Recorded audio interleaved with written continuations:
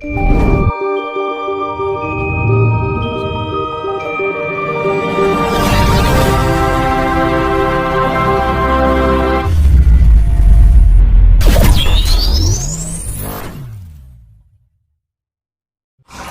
makanya kalau saya kasih trik ya, misalkan ada banjir ini, banjir dari sungai yang Bathara Indra Kalungnyun Pedroyo Kasal Karahayanan Pangayoman saking panjenengan supados kadepino saking banjir, dibiar terdahulukan dari banjir.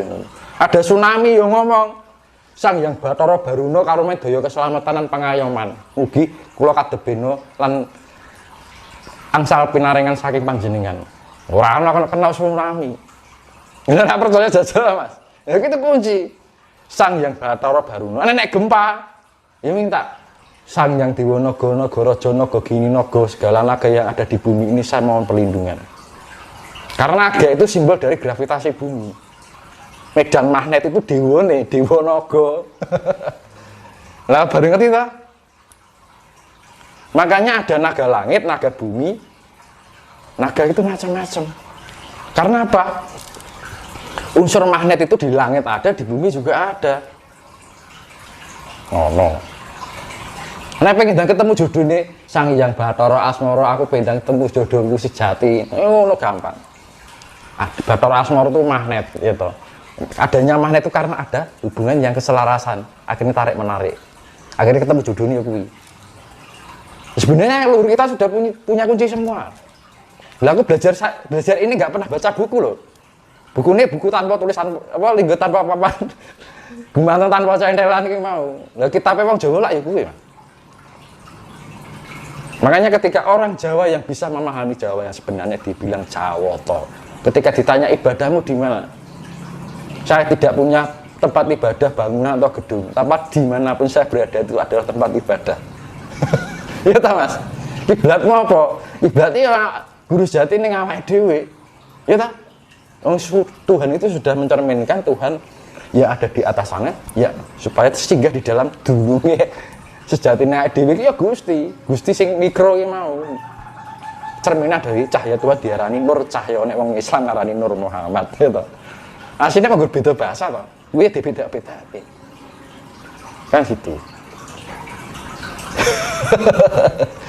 Makanya kan kadang-kadang itu kan salah kaprah zaman sekarang itu. Mengartikan ini dengan istilah-istilah ini di beda-bedakan sekat kan gitu. Makanya kalau ada tsunami ya wis nyuwun wae karo yang Bathara Bayuna. Selesai. Kalau itu kita sudah bisa menyatu dengan alam itu enak. Kita ngobrol dengan alam bisa. Ning samudra yang pinaring ngono dhewe keselamatan supados kula ketebino saking bebaya alam. Oh, Gus, yo ngger sepenak wis. Oke, kan ngono. Loh, kalau sudah akrab dengan alam seperti itu, bagikan sahabat. Ibarat putu karo mbae kan gitu. Kalau terbebas dari bencana banjir dari sungai, ya minta aja Bathara Indra. Kalau orang masih percaya dengan dewa loh, leluhur kita dulu masanya seperti itu. Kita biasanya dari berbebas dari api. Sang Hyang Bathara Brahma kata beno saking kekuatan api itu supados beri kekuatan dari panasnya api yang misalkan ada kemarau panjang Sang Hyang Bathara Surya Karamya Daya Kawijayan paringono daya karahayan keselamatan paringono daya pengayoman supados saya tahan dengan kemarau panjang. Kan ngono. Dadi ora luwe ora kaliren kan ngono. Ya toh. Misalkan kekurangan air yang Bathara Indra pinaringono daya pinaringono tirta istilahnya sumber air kan itu, mata air. Akhirnya menemukan air. Sebenarnya leluhur kita sudah menemukan kunci-kunci seperti itu. Dan itu sekarang sudah dilupakan. Karena apa dianggap musyrik kan gitu. Iya kan? Nah, itu hubungan keselarasan antara manusia dengan alam itu ada ikatan yang kuat kan gitu.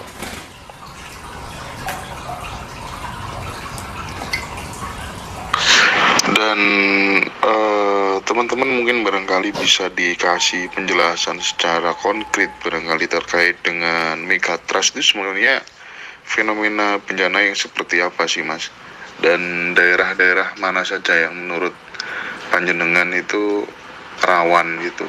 Apakah kemudian daerah-daerah di mana di suatu tempat yang kemudian orang-orang mulai meninggalkan leluhur-leluhurnya, ajaran-ajaran tentang kearifan lokalnya, itu juga menjadi sebuah teritorial yang memang harus diwaspadai, atau memang bencana ini murni ya sudah karena alam sudah mengendaki demikian gitu, jadi nggak perlu menyalahkan perilaku orangnya. Sebut saja misalnya dulu zaman dinosaurus misalnya punah, kan ya bukan dinosaurusnya yang disalahkan, tapi memang itu kehendak alam gitu ya.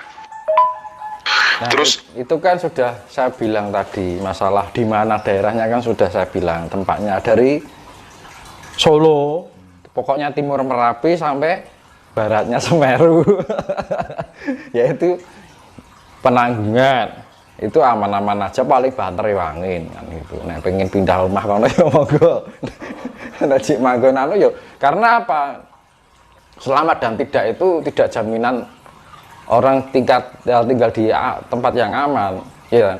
Di tempat yang aman pun kalau kita perilakunya kita sudah tidak selaras dengan alam ya dikesapu. Di tempat yang rawan bencana pun kalau kita sudah selaras dengan alam ya selamat wae. Dilalah ilmu bejo ya toh. Kalau kita sudah dekat dengan alam itu ilmu bejo yang gitu. Terus ada tadi bilang dulu apa namanya, kok manusia purba dulu ada pemusnahan. Jangan disalahkan, semua itu tetap kesalahan penghuni, karena setiap ada penciptaan partikel kehidupan ini, makhluk hidup, setiap ada penciptaan makhluk hidup itu akan melahirkan penderitaan. Semakin banyak terciptanya kelahiran, maka penderitaan dunia itu akan semakin kuat. Nah, ketika alam ini mencapai keburukan atau penderitaan secara maksimal, maka alam akan melakukan reinstall, pengulangan kembali. Nah, jadi kan orang bingung, ngopo disalahke menungso, karena menungso itu bener dewi kan, nggak mau salah. Nah itu, nah akhirnya jadi apa? Orang merasa pintar, merasa benar dari ketidaktahuan, yaitu ya jangan salah, jangan akhirnya apa? Alam yang disalahkan itu siklus. Ya enggak, memang itu siklus penciptaan. Makanya kan sudah dibilang ada cerita Adam Hawa setelah melahirkan anak menghasilkan penderitaan. Karena apa? Buah cinta yang hasil dari buah cinta, buah koldi. Ada Hawa buah koldi, testisnya akhirnya timbul nafsu, digambar kayak ular, simbol nafsu. Akhirnya apa? Timbul penderitaan. Makanya setiap hukum alam itu gini, plus ditambah min menghasilkan penderitaan. Nah, penderitaan itu akan menghasilkan lagi sampai tiada batasnya. Begitu penderitaan itu mencapai maksimal, maka alam ini akan melakukan reinstall, format ulang. Nah, format ulang ini kan mesti aplikasinya yang utama tidak hilang, tapi aplikasi tambahan hilang. Nah, Mas, nenek HP lah yang ngono to. Ya padha wae sistemnya. Kowe lek nonton HP lho. Nek diformat kan aplikasi utama gak hilang. Yang hilang kan aplikasi-aplikasi tambahan. Ya wis, bumi seperti itu gambarannya, analoginya seperti itu. Ya toh. Ya sama aja kita ketika HP kita nggak beli HP baru ini ya, ketambahan file, ketambahan aplikasi, tambahan file, ambil saya lemot kan, ya sama aja, analoginya seperti itu. Kalau sudah lemot ya direformat meneh, diinstal ulang meneh, balik ke normal lagi, kemurniannya lagi, bawaan HP itu semula. Ya sama aja, alam itu seperti itu ya, analoginya seperti itu. Makanya setiap ada penciptaan itu akan menghasilkan penderitaan. Ketika setiap bertubi-tubi atau berkali lipat, misalkan kayak multi level kan Mas, multi level kayak iki untuk customer tambahan, user tambahan, ini tambahan urip kan kayak ngono kuwi to. Akhirnya dianak. Semakin ada unsur penciptaan itu menghasilkan penderitaan. Ketika penderitaan itu mencapai maksimalitas, maka alam ini secara otomatis akan melakukan reinstall. Sama seperti HP komputer ya seperti itu. Komputernya kebak file akhirnya di format akhirnya ngeblank, ya tak? Ngehang. Wah nggak bisa. Ini harus di flash kayak, harus di format. Kan ngono. Ya sama aja alam itu analogi. Saya analogikan seperti itu. Pasti bisa dipahami lah. Kan itu istilah yang mudah ya. Gitu loh.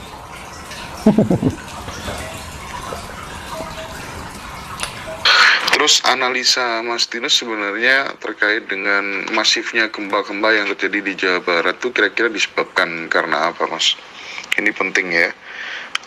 Apa karena memang sumbernya itu zona megatrust hingga 5 sesar atau bagaimana kira-kira? Karena titik gempa itu memang diawali dari Jawa Barat.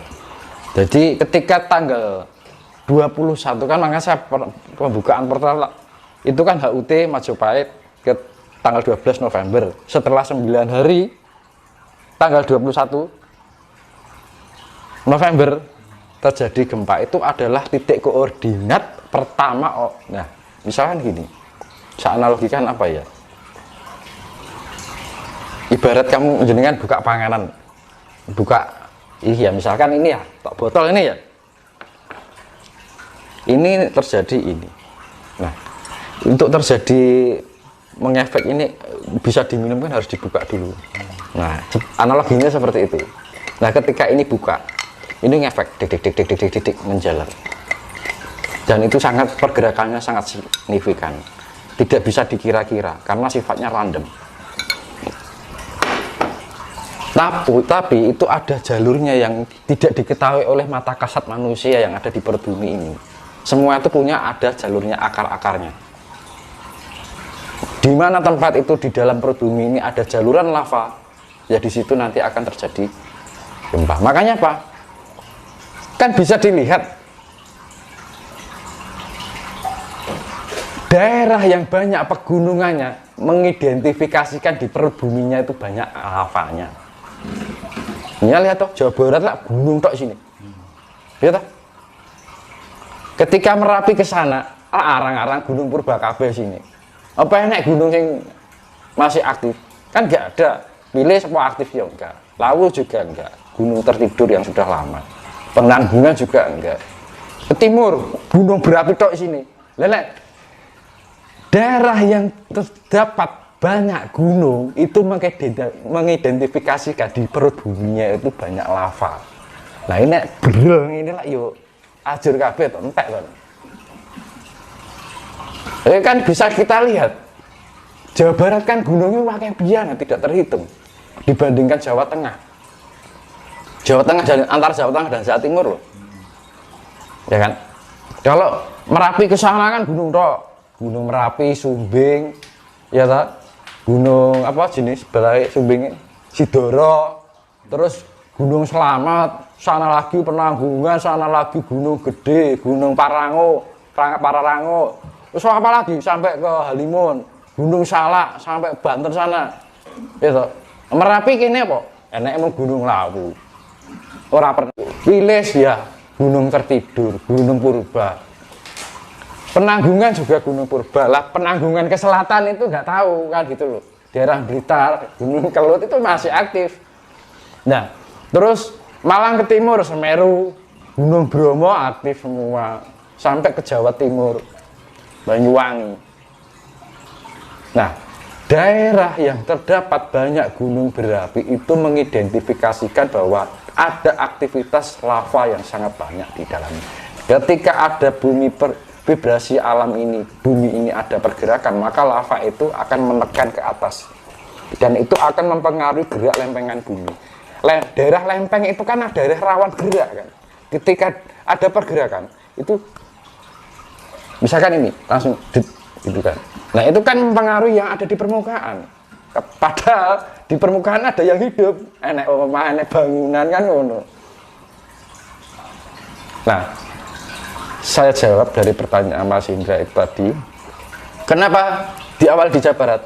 Lah lihat saja di peta, di Google Map itu lihat Jawa Barat itu sini gunung tok, kan gitu. Dari Merapi ke barat, semakin ke barat semakin padat gunung.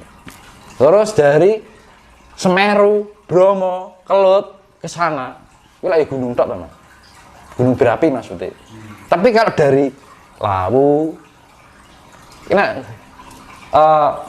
Merapi ke timur kak, sini mau gunung Lawu, gunung Wilis, gunung Penanggungan, apa pernah meledos, gunung Purba sudah tertidur lama. Nah sudah jelas, jadi kan bisa dicek nih, mana aja daerah yang kena identifikasi zona merah adanya lava di perut bumi. Apa enak nih Jawa, nih dari Solo ke timur sampai Mojokerto. Pokoknya batasnya dari Boyolali ke timur, Solo sampai Sragen, Ngawi, Madiun, Kediri, Mojokerto sono Blitar enek Kelut, wis gak aman. Ya toh.